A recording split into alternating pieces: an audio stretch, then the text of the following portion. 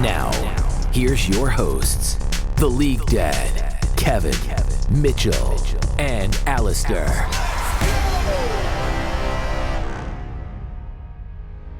What's up, gamers, and welcome to another episode of the All-In Podcast presented by Excellency Esports. I forgot to say that in the last episode, and I felt really bad because Excellency Esports is an awesome organization. If you haven't checked them out, if you're watching this right now, actually, it could be on the broadcast, and right after this, stay tuned because there's going to be the Heavy League playoffs with your very own Alistair right here going to be competing, so that should be exciting. But if you're watching the live stream or if you're listening to this on audio, definitely check out the Excellency Esports Twitch channel. They have amazing amateur League of Legends going on there. But Kevin, Mitchell, Alistair, my friends, thank you so much for joining me once again. We had some awesome action, right, this week. First round, spring split, mid-season finals. We have Team Liquid beating TSM, unfortunately for me, 3-1, and C9 basically destroying 100 Thieves in what seemed like a blink of an eye. I mean, I was like, oh man, can I still catch the games? It was like 4 or 5. I was like, oh man, it's pretty much over. So what'd you guys think of the games, man, overall, just, this first round? The games were pretty fun to watch, especially day one. I mean, I know you're sad TSM lost League Dad, but you predicted Team Liquid. So, I mean, you're already not even, you're a traitor. You're just a TSM traitor. Look, that's all I'm going to say. I'm telling you, if I did, though, I would have lost. I would have not only lost, but I would have predicted wrong, too. So at least there's some consolation prize. Maybe they lost because you didn't predict them League Dad. Did you ever think of that one? So, yeah, that could be right. But, I'm sure we'll talk about it in this episode. Yeah. It's loser's bracket, right? So, they did it last year. They can do it again. That's what I'm hopeful for. Loser bracket is always hype, and they should have an interesting matchup. Yeah. Yeah, I think, obviously I'm happy Liquid won, but I think the level games were really good. I think the first game especially was, while there were some mistakes made, the back and forth and the amount of plays being made TSM actually look like a really good team. I think this is a little different from last year where they got stomped and then they ran the whole gauntlet. I think TSM, that might have been the real finals, honestly, in my mind. Even though Team Liquid C9 is coming up, that felt like way more of what I was expecting from two top-level NA teams. Yeah, for sure. Yeah, I mean, I won't lie and say that was not what I expected. It was. Yeah. I mean, it's what I predicted. Sure. So I don't have much else to say, really. Yeah, I mean, as unfortunate as it was for me as a TSM fan, like you said, I did predict Team Liquid to win because by all accounts, like not just on paper, because I do like to look at the stats. I was looking at the trajectory of how they were, coming into this matchup. Because towards the end of the split, it did seem like Team Liquid was on the rise, and they finished that last week 3-0. They really shored up their late game, mid to late game, and honestly, them being able to play on that trajectory with tactical still not playing his best seemed like all good signs for me that we were going to see Team Liquid playoff buff, and basically they came to play. And with TSM, I will say that first game definitely gave me some hope, and maybe was like, oh, maybe I'm wrong. But, we'll dive into that because I think that game was really pivotal on all accounts because it set the tone for the rest of, I think, the series. But, the MVP of the series was Jensen. I don't think anyone, not us, not anybody who submitted predictions would have predicted Jensen. He was kind of the one where we were like, he's playing okay, but it didn't seem like he had the impact factor like some of the other players, but he had an 11.8 KDA. He was doing 641 damage per minute, and he had an 87% kill participation. Jensen's play, and he played Ahri, which I know a lot of casters are like, and a lot of people are like, Ahri and pro, like what's going on here? I mean, what do you guys think of that Ahri pick? I actually think Ahri is pretty good right now, but it's only good, like, I think as a blind pick. That's the only time you can actually, like, consider it in draft, because it's like a really safe, you have dashes, you have pretty consistent wave clear, and you have pick, and she can play as both an assassin and as a team fighting mage. She's just not exactly good at any of those, right? She's just a jack of all trades. She doesn't have any hard counters in the meta right now because there aren't a lot of, I don't know, I guess like long range CC mages or anything that she just can't get on, or I actually don't know what her counters are, to be honest. But Yeah. yeah, that's it. But Jensen picked it as a counter pick into Lucian mid, Hmm. which was kind of weird because I think Lucian is definitely someone that can do pretty well into Ahri. Yeah, it was a very good counter pick into Lucian mid. Not because like I mean Lucian destroyed Ari in trades, but Ari all she had to do was always just back button and or right click toward her base. And what was really good about that pick is they picked Udyr too. So they Yeah. had Lucian as a flex for top into GP potentially, and then they also could put it into mid. But because he didn't pick Syndra, he picked Ari there.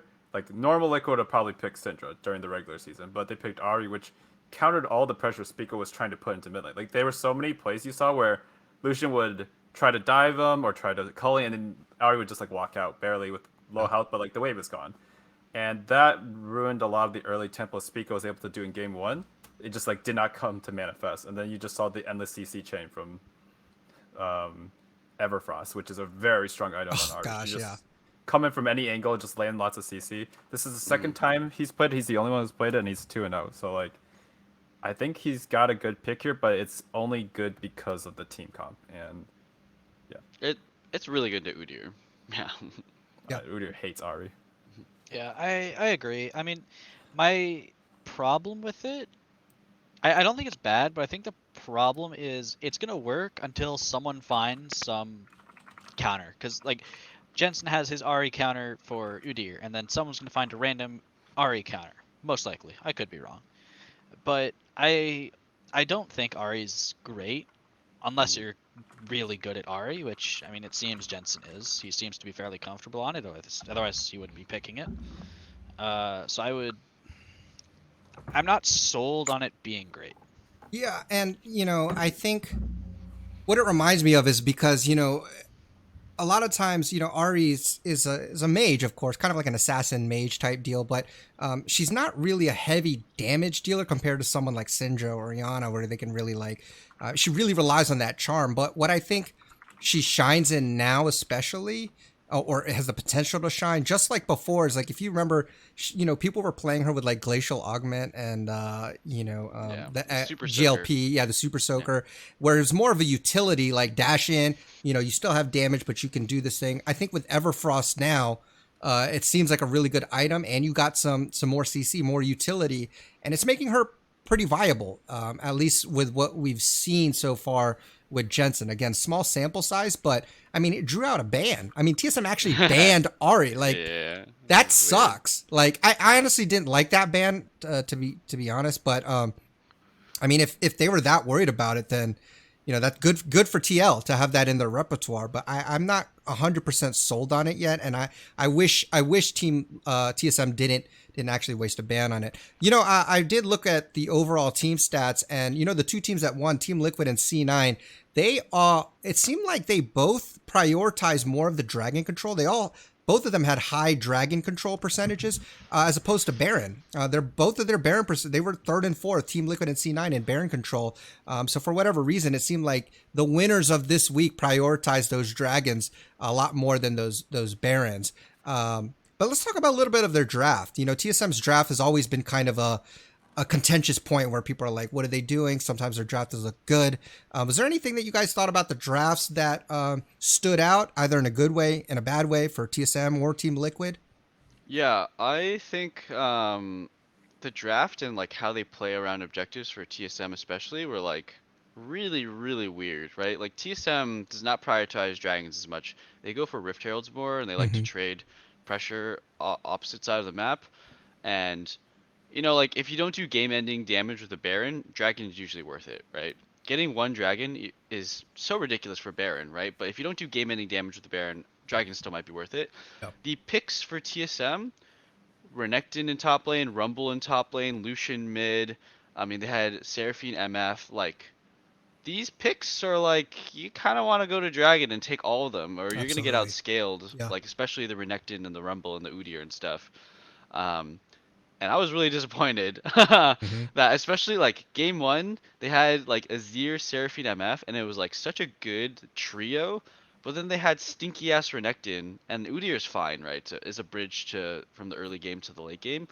But Renekton was so useless, man. Like they needed like hard dive. I actually wouldn't have minded if TSM had first picked Hecarim over the Udyr. Yeah. Just given over Udyr. I was thinking the and same then thing. you have Seraphine, MF, Azir, Hecarim, and you have the big dive. You have the big CC Wombo. Like that's my thoughts on the draft. Yeah. I think TSM's draft was kind of sucky. I think that like TSM had some decent ideas, but I think as a whole throughout the series, Team Liquid did outdraft them. Like, not gonna make excuses. Like, there was just a draft. If I think Game 3's Liquid's draft was a little sketch with the Aatrox blind with Camille up, that was a dike. troll. And Game 2 is a little risky. Picking that Nidalee GP topside, like it Yeah. didn't feel like it would have the same tempo, but for some reason, like Centaurian and Alphari just managed to body Huni, and it was a big difference in the jungle. Honestly, I felt like there was just a lot more power come from Centaurian this series, and Jensen's flexibility in the pick ban. He picked 4 different characters that game, and he basically just forced PoE to go on Seraphine duty. Like, Yeah. that's just like you mentally defeated the other team, and they were pigeonholed. Like the second Azir was taken off the table, it just felt like TSM was not really ready to play, and not taken by bans per se, but taken by the fact that they just felt like it wasn't enough to win a game, and that was literally their best character. So I don't really know what TSM's going to do in the lower bracket, but I think they'll have a lot of best of fives to figure it out. So I'm not too worried about them. It's just a little concerning that they picked that like a Felio solution draft and got absolutely bodied. Or Game 4, especially that draft, nothing happened. Like they were barely fighting and they were down 10k gold. It was 6 to 7 kills. Like that's embarrassing. Obviously that's more macro play than draft, but the draft did not do them any favors in Game 4. Yeah, I mean, especially in games 3 and 4, when they're putting their best player on Seraphine and then making him build Moonstone. I think putting him on Seraphine could have been okay, but he needed to buy Death Gap. I can't remember if it was 3 or 4, but he's 4-0 and he's building staff as a high income Seraphine. I couldn't get past that. I mean, even in Game 4, I think the biggest joke was when they locked Gragas over Shen. We were all flaming this in the watch party. Gragas is the exact same flex as a Shen, and I think Shen is just better in that situation. They have Twisted Fate, can't gold card. Yeah. I can't remember exactly who it was, but they had a bunch of they had a bunch of champions who are fully auto attack based, and you pick Shen. Yep. Udyr and Leona Instead they too. picked Gragas and ruined it. Udyr, Leona, Shen and an AoE can block the stuns for your team. Yep. Right. And then on top of that, Huni went full AP AP against Gragas? Dinar Yeah. when he's getting bodied. Oh, that was I know why so they were trying to do bad. that. So I know they were trying to do that because, again, they had Seraphine mid going the supportive, and they didn't have AP. Like the Game 4 was, Game 4 or Game 3. It was, they didn't have that much AP. They were just able to still pull it out somehow. But yeah, I don't really know why he was gonna go full AP Gragas there. Some of the things that I didn't like. I was not a fan of those Tristana bans. Again, I know Tactical has had made most of his errors on Tristana. In the regular season, he was 4-2, so he played Tristana quite a bit, had a winning percentage. But if you look at his performances on all his other ADCs, he had his best performance on every ADC except Tristana. This is a pick, even though I know she's strong. In fact, I don't think she's as strong as people make her out to be. I think she is strong. But I don't know. I didn't think she was... I felt like she wasn't ban worthy, especially with Tactical at the helm there. And so I didn't really like that as much. And then TF being open on Game 5, I really didn't understand what that was about. They banned him every single game. And then you're here again facing elimination, and you leave them open. And they, such a yikes. Yeah, I don't get that. And I also agree with you guys. Why put your best player, who is PoE, on Seraphine when he needs to carry? In games 4 and 5, Team Liquid did not ban. 3 and 4. They did not ban Azir. And that's a no-brainer to me. I don't care what your comp is. Build it around Azir. Because PoE has shown time and time again that he could play Azir. He makes crucial ults when it matters. Like, that is their best chance to me to win. And instead, they make him go Seraphine mid, which is like, again, not a true carry, more of a supportive AP or supportive mid. And it just didn't feel right to me. So there were so many things where I felt like it just, I was scratching my head wondering why.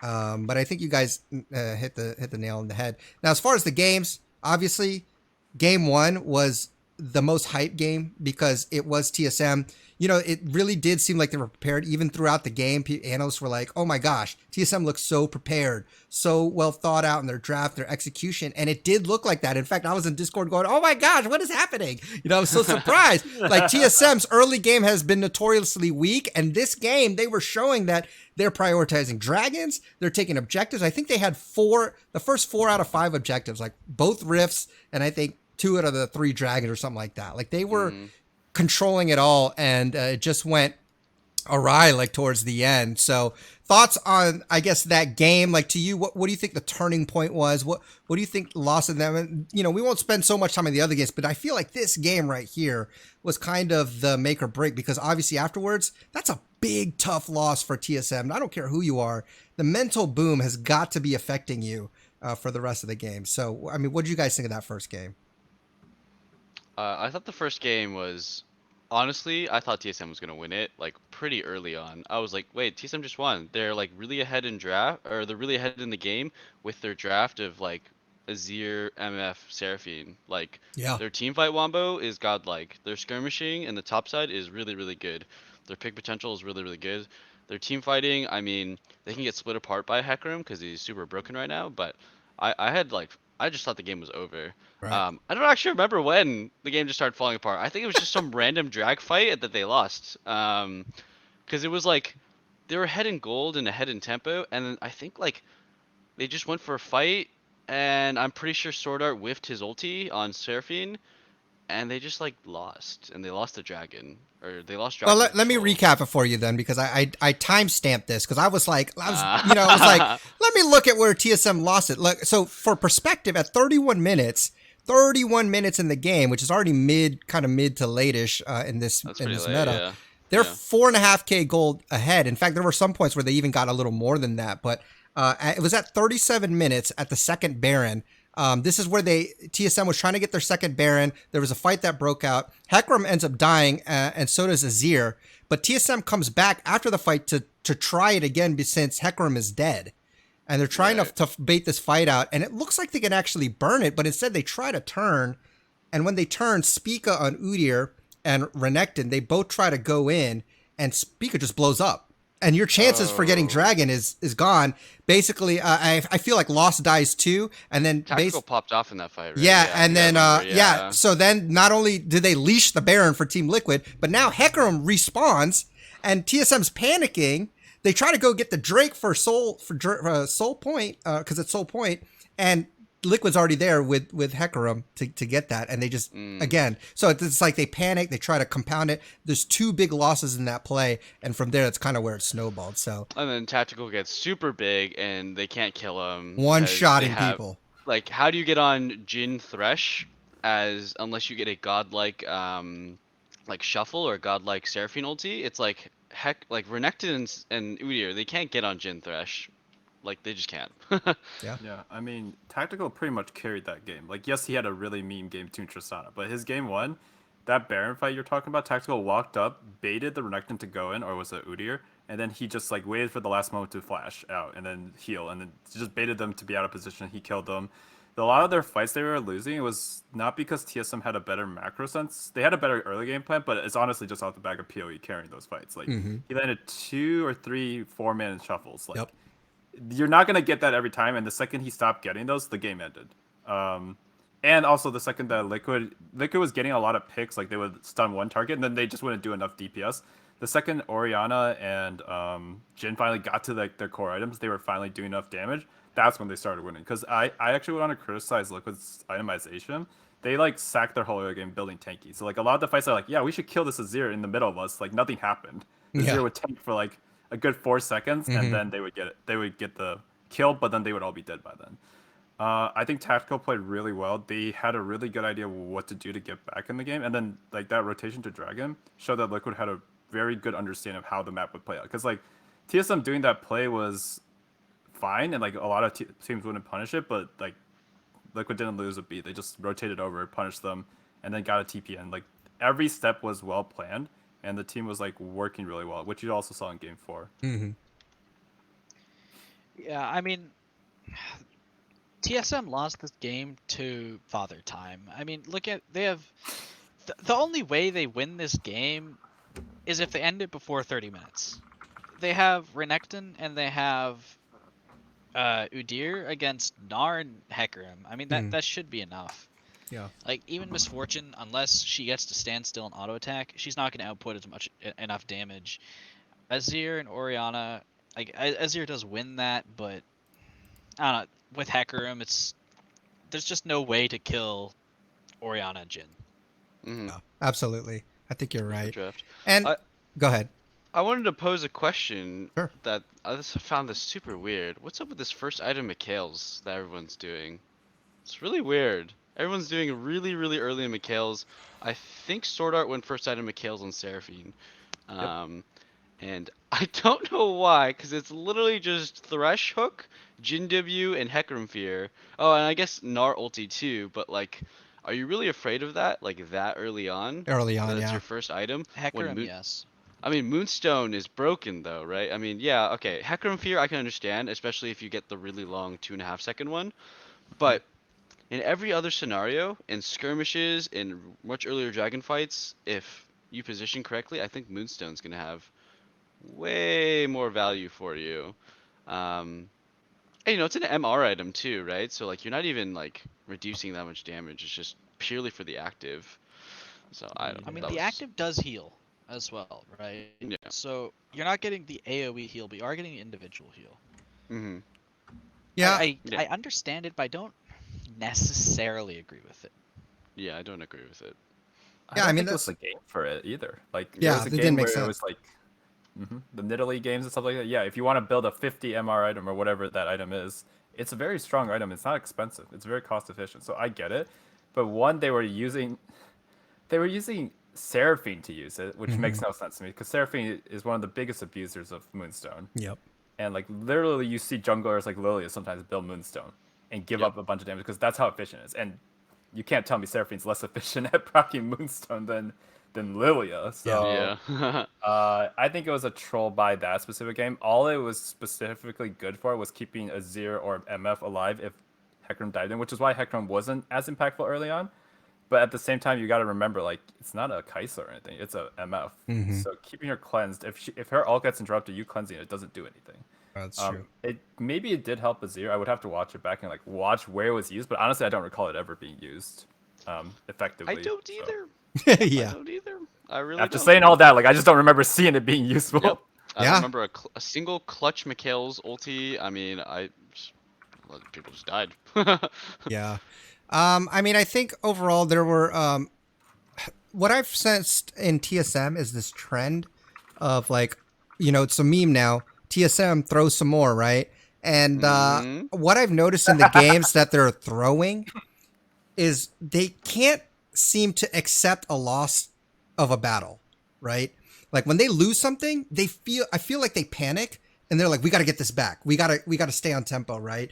And I felt like it happened against the Dig game that they threw. Like they had 2 back-to-back fights that it felt like forced, and they were really trying to engage on Dardog, and both times he had, stopwatch or Zanya's to just mitigate all this damage, and then they turn around the fight and lose. I feel like it happened here again. Like they lose one thing at Baron, and now they're like, well, we got to get Drake, we got to get the soul, and they don't, and they end up not only do they lose that dragon, but they lose that side of the map too.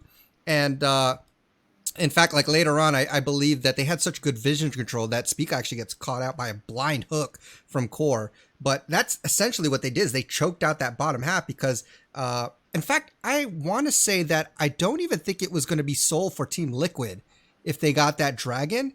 I don't think even TSM needed to be there. Like they wanted that soul so bad, but they could have given it up and they wouldn't have lost anything.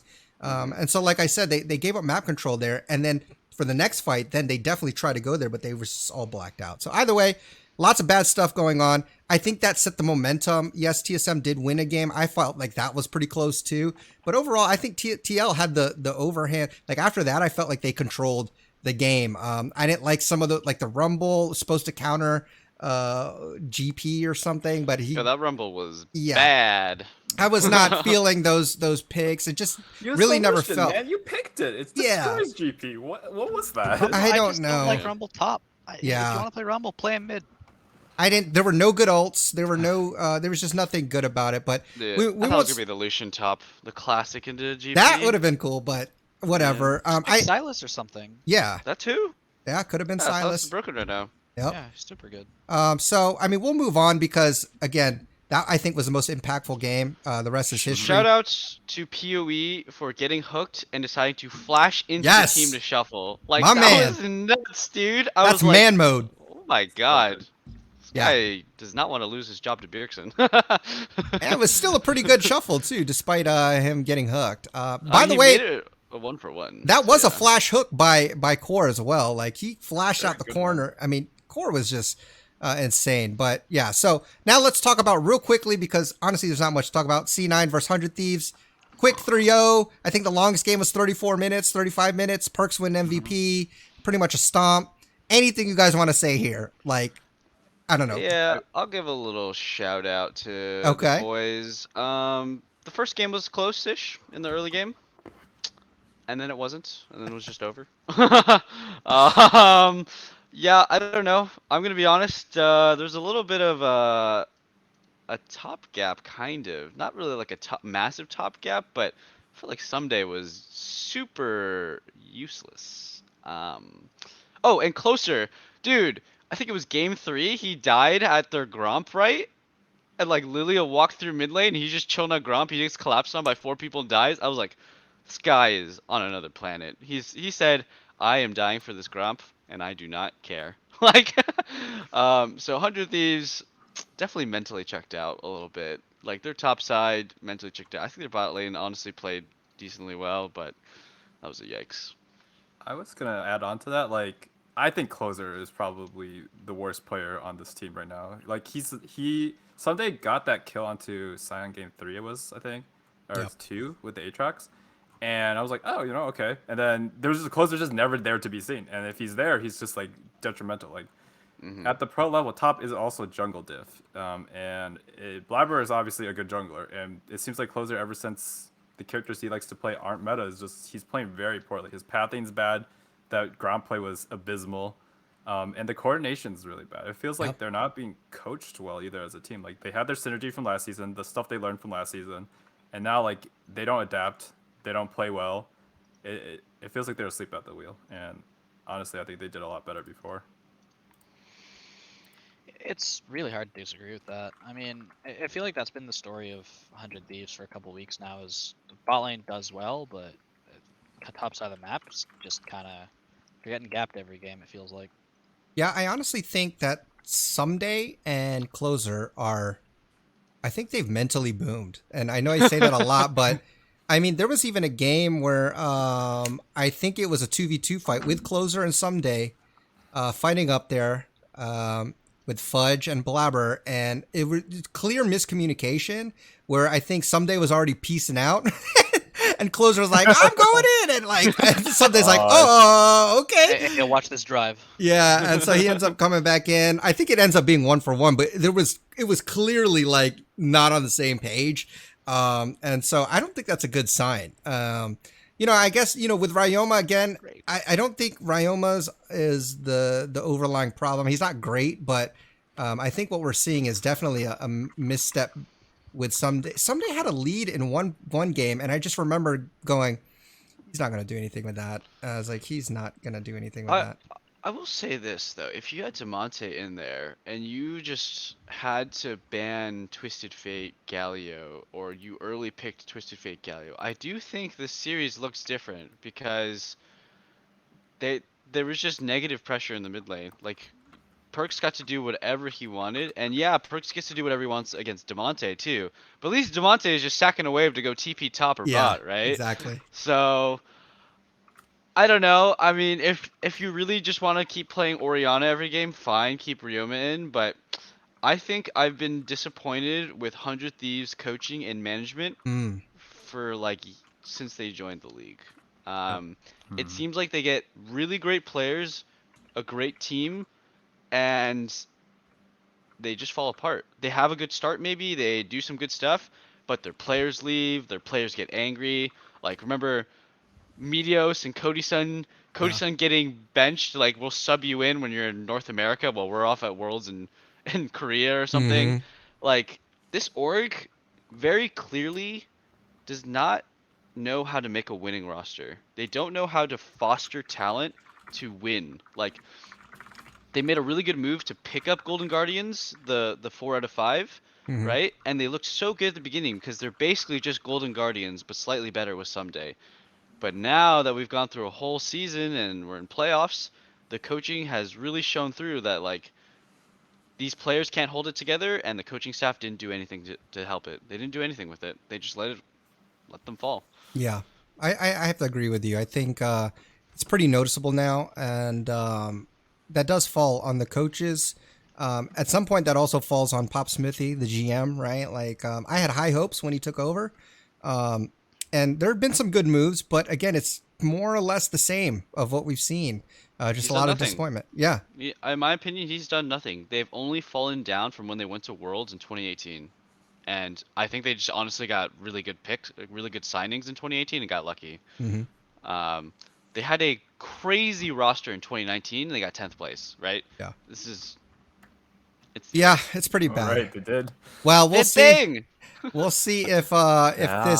if their slump continues against Dignitas. We'll talk about that more in predictions. But right now, it's time to move on to around the web and see what's going on. Remember, we are the fan pulse of the LCS. So what's happening? What's happening? Well, last week, since our last episode, we had an interview by Travis with Fudge, and Fudge straight up came out saying that the only top laner that was better than him was Alfari, leading to pretty much people just ragging on him, but also people, saying, well, this is kind of good. You want your top laner to be talking like this, right? Better than him saying like, oh, I'm not that great or whatever. Like he's at least being confident. And for whatever reason, now you either love him or hate him for this. And I think it creates some kind of, not drama, but it creates some spice where now it might be a little more interesting to watch Fudge and pay attention to him a little bit more closely. What do you guys think about that in general? Like, not just a statement, but what it does in the league as far as spicing things up, kind of the trash talking, the overconfidence. Do you guys like it? Do you guys, what do you think? I love it personally.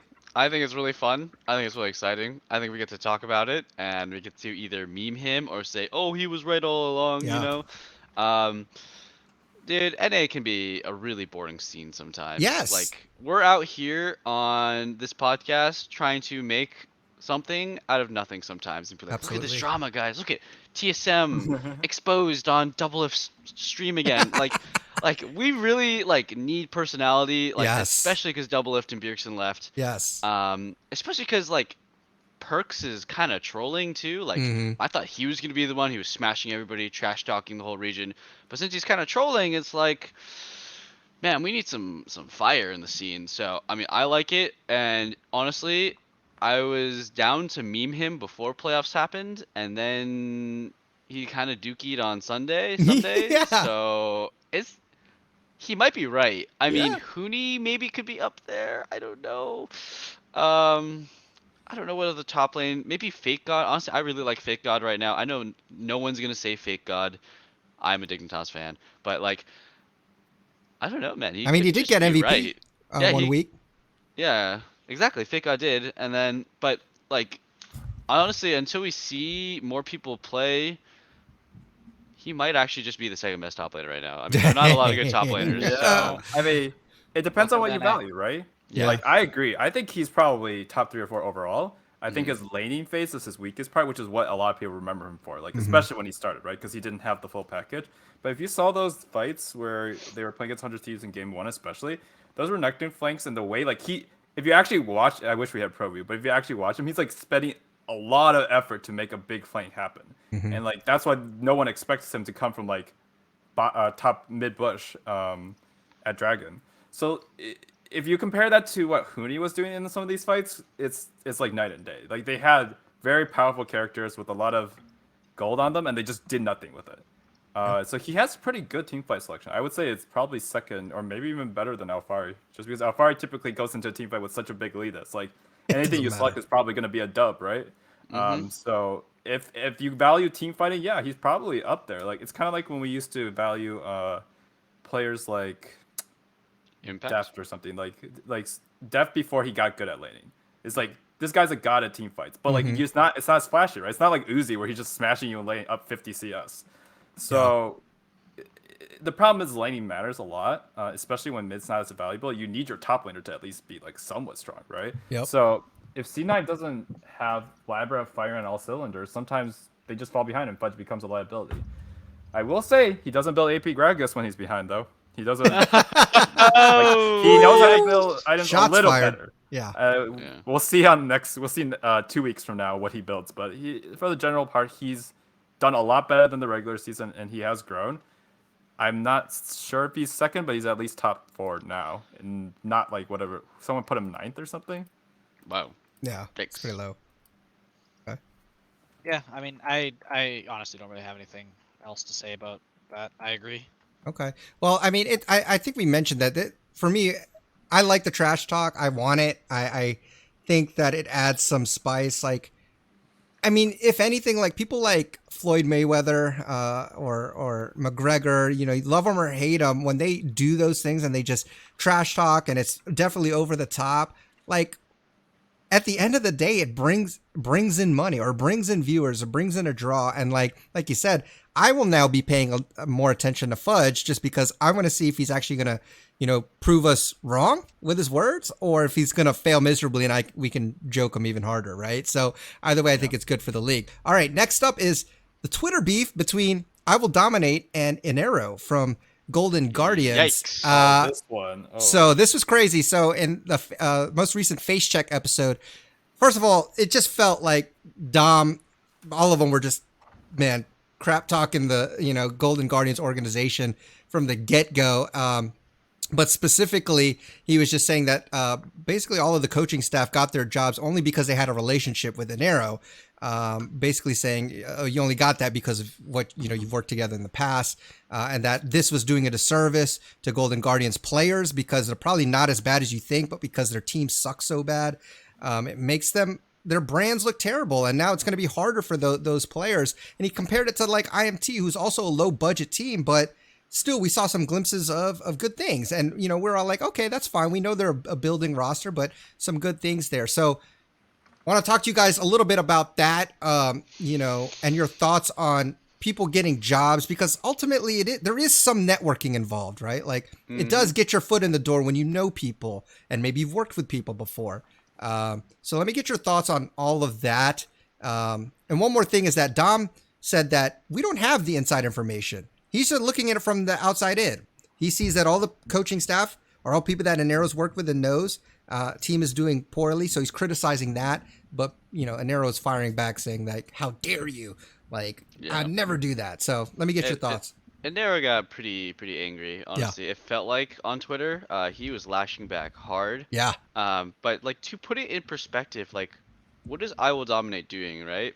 I Will Dominate is a clickbait co-streamer, YouTuber, like this is what he does, right? If he gets this kind of reaction, good he's for him. winning. Yeah. It's really good for him. Mhm. So like regardless of whether you think I Will Dominate is right or wrong or Inero is right or wrong, I Will Dominate's winning from this. He's getting what he wants, and Inero is very clearly losing, right?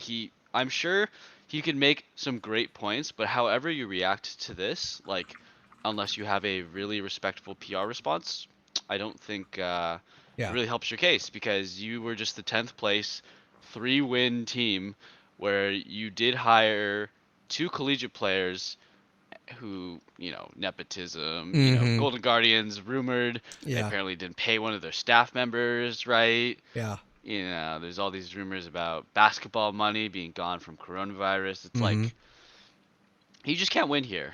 He can't. Like the only way he could have won here is if, you know, his team was good. Yeah, right. So yeah, man. The only thing I can really say about this is what happens to you if your team sucks. Yeah. This is just sports. Your team sucks, you're gonna get memed on. Yep. Exactly. I would say I agree. I mean, like, what was he gonna say? Because usually you would just say, "This is the credentials of my roster. These are my staff. This is why they're good." I actually think that Inero is a good coach. First of all, like ever since I've heard him talk on talk shows about how he thinks about the game, and then seeing what he did with GGS with the what wasn't supposed to be a good roster, by the way. Like Yeah. that previous roster was like Hanser and then the 100 Thieves squad, right? But he Mhm. did more with that team than well, we'll see what this 100 Thieves squad does in lower bracket, but it looks like ever since they stopped being in the GGS organized, they've been on a downhill, right? They have like way less fire. They just put Demonte on the bench for no reason, even though not no reason, Yeah. but they put him on the bench and then don't get more results and then still keep him on the bench. Mhm. So it just feels like at the very least, Nero did better with that roster, and I'm kind of like I get why Dom's doing it. Like it's a win-win, right? You're gonna get more clicks, but at the same time, like I think it's like pretty to just like attack a team that's like really is such thing as a development to roster, and I actually think this is one because what else are you gonna call a roster that you put two people straight from collegiate Yeah. from? Like there's literally no other definition better than that, and Yeah. it's also a very bad comparison to compare this roster with Immortals. They've got Xerxes in the jungle there. It's true. Like a former, like very high level jungler who was on Unicorns of Love, I believe. He's a very storied veteran. And then like we've got Tilted Stixay and Newbie as the bot lane. Like Ray's Destiny actually had results. And like I don't know. Revenge is also a hyped up top laner. Like someone was basically going to be a pro, except he chose vet school. It's Or academy pre-med. players versus collegiate players. There is a substantial difference. There Yeah. is, and this is like number one NA, like a number one the ladder multiple times. Everyone knows who Revenge is. So like, I thought it was a very unfair comparison. But at the same time, like, there's nothing Inero could have said though. Like if I was a coach, I hire the people I know, whether they're my friends or people I work with. Like, who else are you gonna hire for your coaching staff? Like, Yeah. you do interviews, and yeah, you'll get a few people who are outside of your org, like outside of your circle. But it's nepotism if you're doing poorly, and it's like having a good circle of connections if you're doing well. Yeah. And that's how it typically is, isn't it? Mhm. Well, I think you're right on that. I mean, sure, even if you hire people you know, if you're hiring the people you know because they help you get results, that's not nepotism. That's just smart. Mhm. You're not gonna hire some rando and who you have no idea who they are and hope that you can get the same results when you can just hire someone you've known for years, had success with, and then it just doesn't make sense. It's not nepotism, but again, there's no winning situation for Inero here. Yeah. 'Cause Yeah. Real he got quick, caught I in the want to jump crossfire in on somewhere that he didn't too. wanna I don't think Dom knows what nepotism is. No, it's not. be. It's very It's not possible. nepotism. It's not. It's like this recruiting people you work with and your friends is. I mean, okay, friends a little bit more so, but like is different from what nepotism Yeah. is. Like clearly, Dom's. I think somebody vocabulary corrected is a him. little I think it worse, was but called like not cronyism, or what's It's the kind word? of like cronyism. Yeah, but, something like there's, that. There's probably a more proper term, but it's not nepotism. It's not his family. Yeah, it's members not- it's being not thrown in. nepotism, At least yeah. I think it isn't. I don't really know the golden. No one looks up the Golden Guardians No. coaching stuff. Like, yeah, let me look up to those guys. Yeah. But Yeah. they just have nothing to work with. They don't have funds. Like I they mean- clearly sold off a good team because they just can't afford it. Yeah. And I mean, again, like if you're the worst team, you're going to get criticized on. I mean, that should be expected. I think, everybody has their breaking point. Dom did definitely get under Inero's skin. Either way, Twitter beef's always fun, so we had to talk about it. Let's move on, though. Last, real quickly, because we did this already, it was all pro votes. So they finally came out. And they were a little bit different from ours. And it was Alfari, Blabber, Perks, Ven, Core JJ. I think, we had kind of talked about Blabber, but I think the ones that struck us were Perks and Sven, I think. Yep. Because Omega Lol. yeah, I just want to say that's 100% wrong. That's just wrong. That's just wrong. That's just wrong. I'm gonna keep my take super short and sweet. I don't think Perks played very well, and I No. don't think Sven played very well. No. I would have loved to see FBR and Neo up there. Yeah. I would have loved to see. I mean, of course, I think Palafox, like me and Alistair picked out, and that one is a far reach because we do have a little love for academy players and up and coming players.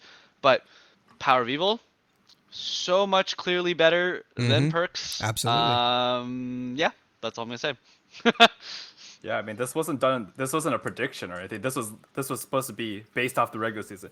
Perks entered more games than like Jensen or PoE or Palafox did, and Palafox was on a worse team. Like, You can make an argument for Zen. Honestly, at the end of the day, he's not my favorite kind of play style, but he did do fairly consistently and didn't throw games. So like, okay, fine, that's fine. He had a really good first half and a slightly worse second half. But there's no reason Perks should ever be there. Absolutely. Like, is part of that $11 million contract like funneled into the All Pro voting? That's right. It's crazy. He funneled some of that paycheck to them. That's part of his contract. Yeah. I got Best of 5 Perks? Yeah, sure. Yeah, sure. But this one, no. Heck no. Yeah, I mean, let's be honest here. It's a bit of a popularity contest. Sure. It's It's crazy though, because it's like the votes are given, the ballots are given to like not fans really, right? Isn't it given into like casters, riot? It's given to like staff members that are just like chilling in the background. So I'm like, and third-party media too. That's the yeah, that's the killer right there. Okay. There's a bunch of anonymous third-party media, like small outlets, that kind of thing, and those are the ones that you need to look out for. Those are the ones that really sway this. Yeah. Although we should get a ballot next time around. I say so. Come on, guys. Everybody watching, listening, please at Riot Games, let them know that the All In podcast crew should get ballots. The games. Yeah, let us go shoot the games. That'd be so fun. Okay, let's go on to our Discord take of the week. And you know, your guys' submissions were really fun to read. I feel Mitchell got like memed like so much, and so thank you for that. Sorry for that. I mean, thank you for that. Sorry to you, Mitchell, but thank you for that. I had a blast reading some of those takes. Unfortunately, we couldn't pick them because, you know, we wanted to get somewhat of a real take. They're just true. Yeah, right. You know, I mean, it's not controversial. It's like, okay, cool. Yeah, Mitchell is this. Okay. So the winner of this take of the week goes to C2T Chase, which I believe stands for Cut to the Chase. And they wrote, C9 is lucky TL is facing TSM because I believe there's a triangle at the top. TSM, Team Liquid, C9, TSM, and it kind of just goes round and round. What do you guys think? I think I agree with him. I think C9 is lucky that Team Liquid's playing or played TSM. Yeah, you would say that because TSM just lost to TL. Yes, exactly. TSM just got bodied by TL. So yes. You would say that, yeah. 100% agree. Yeah, I mean, I kind of agree, right? Yeah.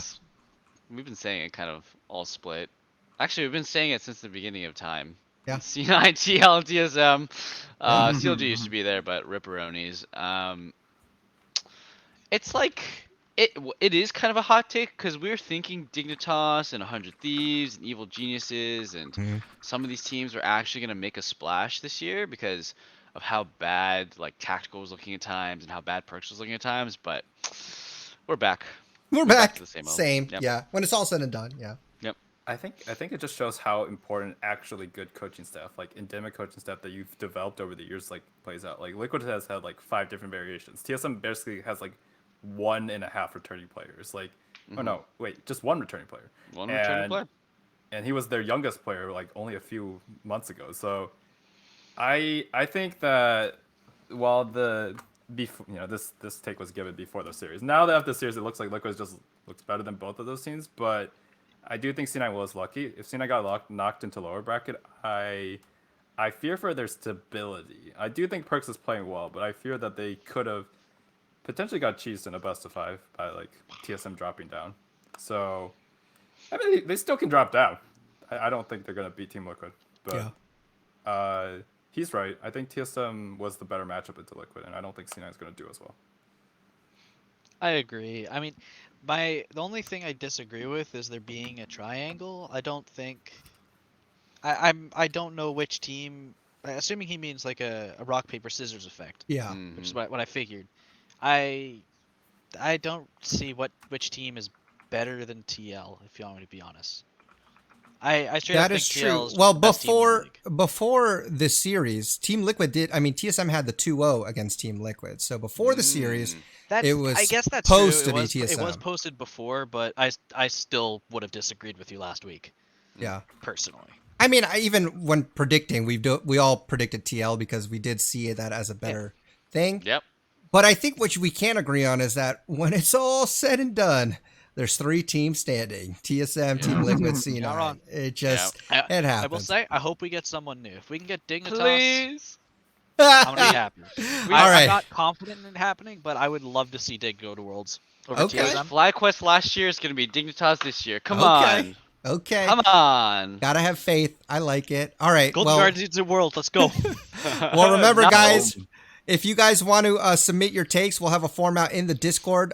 Congratulations to Cut to the Chase. Get in contact with me. You get a $10 RP card. We'll be doing it again next week, so submit your takes. Don't forget. Now it's time for predictions. If you remember last week, we had a 5-way, 6-way tie.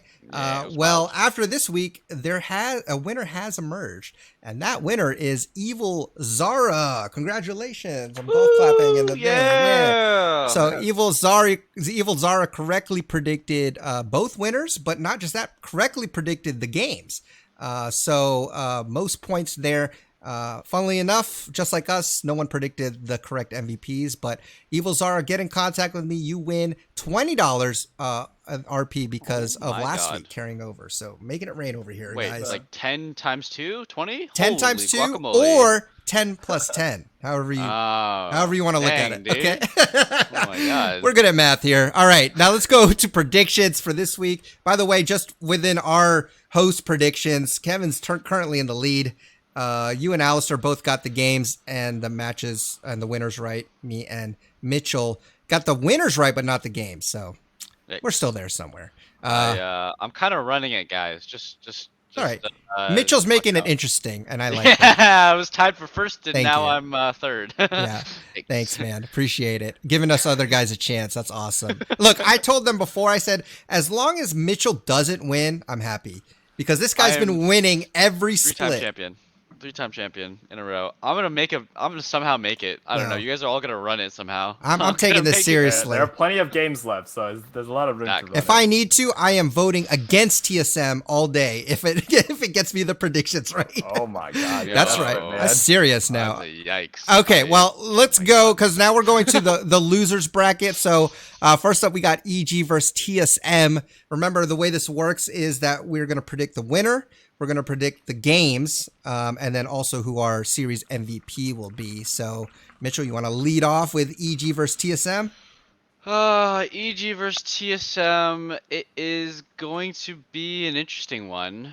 Both very unstable teams. Both have really good players, but not so great coordination.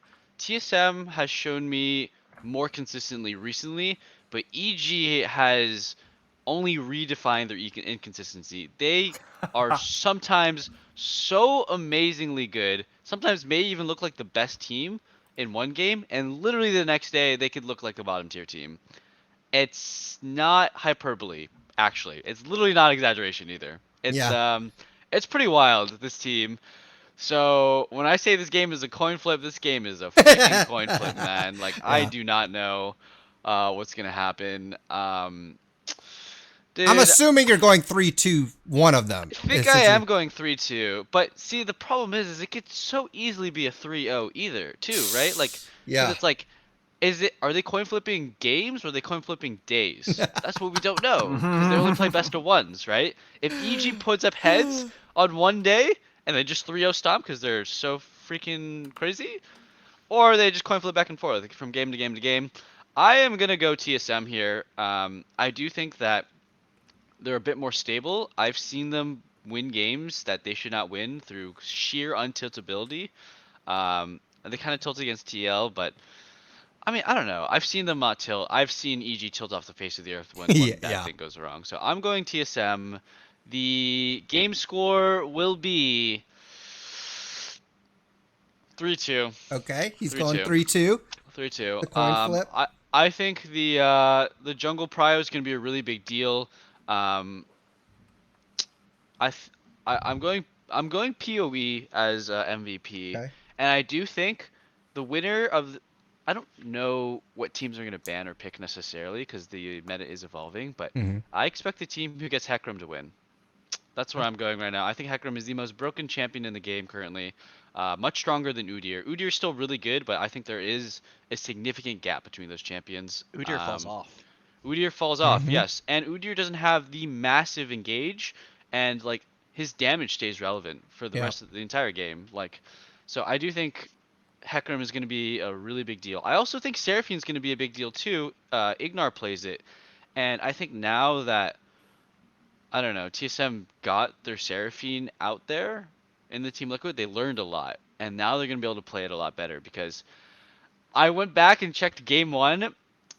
I want everybody to guess. When did Sword Art complete his Moonstone? Give me a number. What time? 30. 27. Oh, because It you went was- McHale's first, right? So Yeah, it was. I Yeah. think it was 20. I think it was exactly 27 minutes. Okay. wow. Yo, do Okay. I get a point for that? Good guess. Good job. You get no points. Actually, you guys could throw him a point. He needs help, honestly. But That's that's true. I'm looking out for you, Mitch. I think we need to keep him down at 4th, or else you guys are gonna be in trouble. I oh, know. it was not. It was 29 minutes. Hey, Okay, no it was point. a good Closer, point. closer to 30. 29 minutes. So There you go. that's really bad, man. There's no way they do this again, right? Right, guys? Hopefully. They don't finish. You would Moonstone in think. 29 minutes, right? Okay. You would think. Cool. Cool. I think EG, their highs are basically, even if they hit their high point, I think that TSM leveled up over the Liquid series. Like, you just get better experience playing that many games against a high level team. I think TSM on their average is probably similar to EG on their high. So I think TSM's gonna win 3-1. I think it's not gonna be that close. I think MVP is gonna probably go to Spica. Yeah, I was gonna guess Lost, but I honestly don't. I don't think it's gonna matter that much, and I don't think mid lane matters that much this time around. Well, if Jizuke gets gapped, I still think it's gonna be Speak Up. Yeah. Okay. Alistair? I'm gonna go 3-1 TSM. I'm actually tempted to say 3-0, if you want me to be honest. Wow. Oh my god. Giving them credit. I like it. I don't know if it's credit to TSM Oh, or dang. not having the faith in EG. Wow. Because I feel like this, I don't know. I feel like EG is kind of like some platinum teams that I know who they lose the first game, they kind of mental boom. Lotus Yeah. White. Bro. Dang. So What? Shade. Shots fired. God. I damn. don't know. I'll go 3-1 TSM. I think EG is gonna pull something out game 3. Okay. But then they'll lose game 4. Who's your and MVP? My MVP is gonna be Sword Art. Sort of on my own podcast, man. I cannot Dang. escape the flame. Woo! We got our own Twitter beef. Y'all should start Twitter beef. You should just do it. Start Twitter I'm gonna beef. start IRL beef, man. I'm gonna come to Alistair and be like, hey, put him up. Put him up. Make sure you get your vaccines first, okay? Yeah, Yes. I'll wear a mask. I'll wear a We mask. definitely condone that. Yes. Yeah. Okay. Let's fight, but put on your mask. Put on your. We gotta be safe when you fight, okay? No. Gotta be safe before the fight starts. Yeah, No I think. biological warfare allowed. I know. I think I'm along the same lines as you guys.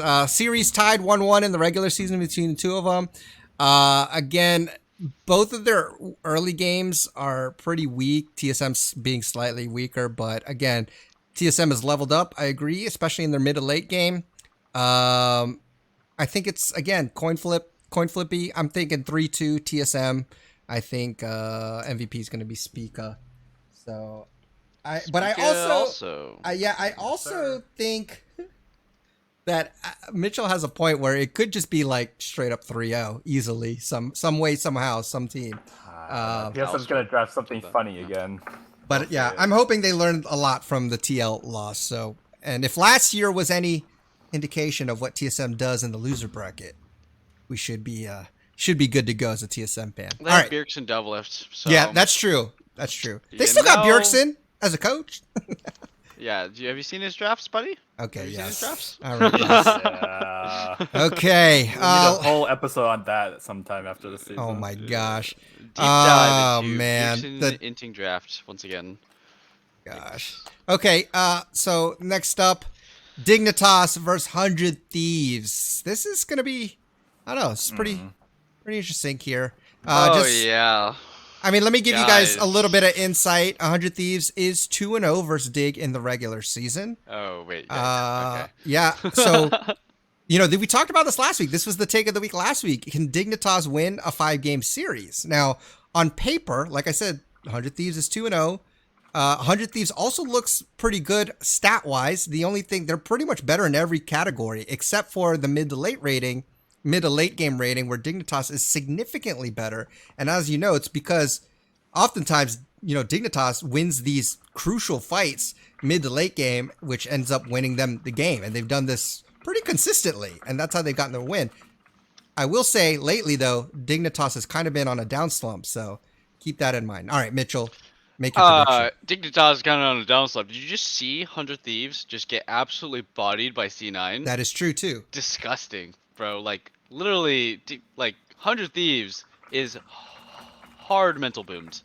Like, they're going to Burger King, bro. Like, they're not eating McDonald's this weekend. I think it's going to be a Dignitas fat win. I'm going 3-1 Dignitas. Wow. I think, like, Dignitas just has this thing where, like, they have nothing to lose. They're a bunch of rookies. They're just here to, like, actually just improve, be better. Like, sure, winning is great for them, but, like, 100 Thieves is, like, they're a former Golden Guardians roster. They have expectations put on them. They're feeling the pressure from the org very clearly to win, and they're crumbling, right? Yeah. It is so clear that people had such high expectations for 100 Thieves, and now that they're crumbling, they cannot pick themselves back up. I think the trend's going to continue. I think, like, I don't know, Someday and Closer are going to continue to be liabilities. I think Ryoma is going to be a non-factor, and FBI and Huhi are going to do their best to 2v8. So, Dignitas, I mean, where's their best player? It's Neo, right? Where's a really, really solid player? Aframo. I think they're going to be able to neutralize or even maybe win out against FBI Huhi.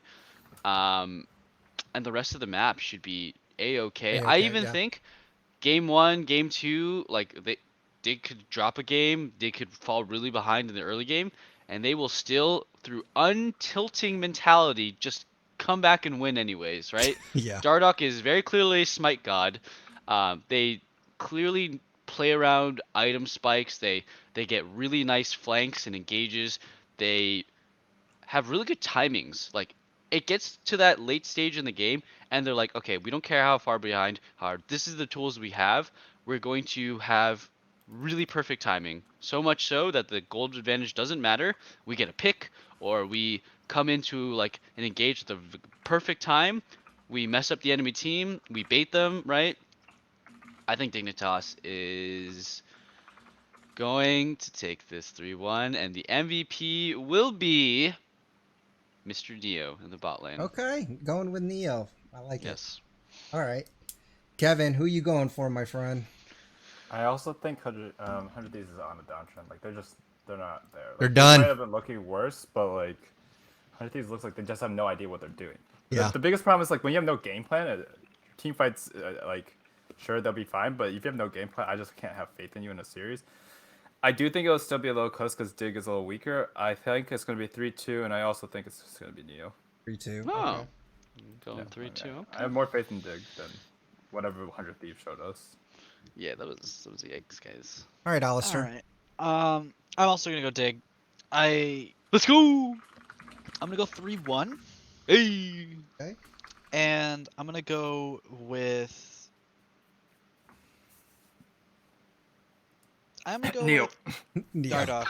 Oh, Dardoch. Okay, Okay, I like that one okay. too. I can see that. I'm torn between Dardoch and Soligo. Oh, Soligo. But I think I'm gonna stick. Actually, you know what? No, I am gonna go with Soligo. Oh, okay. Soligo, my I mean, boy. he is going up against Ryoma, so I mean, this is his time to shine. This is his time to mid gap. Like, that's it, right yeah, here. Sure. Okay. yeah. All right, Well, Alistair. I mean, like it. I think I'm on the same, trajectory again as you guys. I do think Dignitas is on a down slump, but I also think 100 Thieves is on a bigger down slump. Well, their last weekend they played against C9 and TL. Yeah. So I mean, I but don't know they if that's still I wouldn't they say still that. almost lost a FlyQuest though too. That is true. So, but either way, even the weeks before that, I thought, I mean, whatever. I thought they just weren't as good as what I'd seen previously. However, I do think Dignitas is still going to win this 3-2, and my MVP is going to Fake God, actually. I think he, Oh. this is going to be interesting because it's against Someday. And, I'm banking on Someday mentally booming and him and Closer not gelling. And hopefully Dardoch and Fake God do something up there and really make Fake God look good. So that's my prediction. All right, so we've got the loser bracket predicted now. It's going to be pretty good. One thing also to kind of go off with that is that Dignitas has had a week off their mental's probably refreshed too, and they've gotten to really look They're at some studying. They're ready. They're typing up. Yeah. Some essays. They're flipping some burgers. They got the secret sauce ready to go. Yeah. They're They have gonna the slap Krabby it Patty down. secret formula. They're ready, man. Exactly. Yep. Exactly. Yep. Dude. Gonna be great. I I mean, think Dignitas can take this. I'm excited. I really do think I'm excited for Dignitas. I want to see them. We're going play- to the moon. I want to see them play. Wait a minute, CLG is not up in here no more. What do you? You said go to the moon. CLG ain't here no more. But I do want to see Dignitas play one of the better teams in a best of 5. So I really want them to win, just because I think that'd be really awesome for them as a team. Okay, is there anything else? That's pretty much going to wrap it up for us. Do you guys have any final thoughts before we close it up? I just want to say that Dignitas is going to win Worlds this year, Ooh. and we are going to have our first North American Championship. Ooh. It's going to be amazing, guys. Dignitas is going to 3-0 Damwon Gaming, G2 Esports, SKT, T1, whatever they're called. We're going Whatever. all the way to the top, guys. Let's go, Dignitas. I don't mean, know. I just don't Sound even like care. a TSM fan here, Mitchell. Yeah, who cares? TSM sucks. Dignitas, baby. But just imagine if we won our first Worlds with a no import team. Yo. Dang. Everyone would just be like, who needs imports? Look at them. And then they try it, and they're going to just lose. Because you know why? It's Dignitas. It's the It's special secret formula. The sauce. You can't they got copy the- it, bro. they Because got you the don't know what the sauce. recipe is in it. You know? Right. If you don't know what's in the recipe, how can you copy it? So, Like we're gonna win. McDonald's, man. You don't know Yeah, what's in it. It's exactly. a secret sauce. dude, our fries are so good, man. So good. So good. All right. Kevin Mitchell, you guys good? I mean, Kevin Alistair, you guys good? I think Mitchell's got his part in. Yeah, I'm pretty good. I would say don't judge whatever TSM does against EG unless they somehow lose. Like, it's not going to be very indicative of their power level. I don't think EG should be a real challenge. It should be, honestly, it might make TSM look worse in some games just because of how chaotic and stupid the games might be. But it should be interesting. Okay. That's what I got. Cool. I mean, that's a good way to describe EG games. Yeah, exactly. All right, well, that's going to wrap it up for us here at the All In Podcast. Remember, if you're not already part of the Discord, then we want you to be in it because this is your podcast as well. So join the Discord at theallinpodcast.info. If you have any questions, email us at questions@theallinpodcast.gg, or you could tweet us at the All In Podcast.